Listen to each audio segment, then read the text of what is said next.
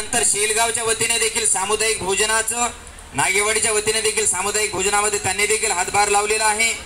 Specially शेलगावचे तर thank you करावे लागेल. त्यानंतर शरणांगत परिवारातर्फे नाश्त्याची व्यवस्था केली. राहुल नगर या साबळे आणि राऊत परिवारातर्फे भिक्खूंना फलदानाची व्यवस्था केली.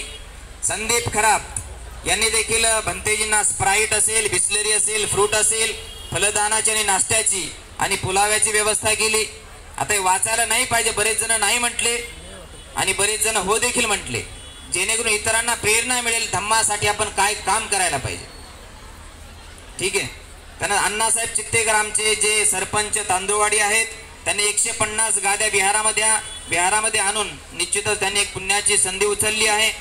अष्टशील महिला मंडळाकडून, ज्यामध्ये आमच्या हिवाळे असेल किंवा छायाताई हिवाळे असेल किंवा जोगदंडताई गायकवाड इत्यादी सर्व महिला मंडळाकडून ज्या डायसवर मी बोलत आहे, या डायसचं दान त्यांनी दिलेलं आहे. त्यांच्याबद्दल देखील साधुकार आपण करावा. बोलो साधू साधू साधू साधू.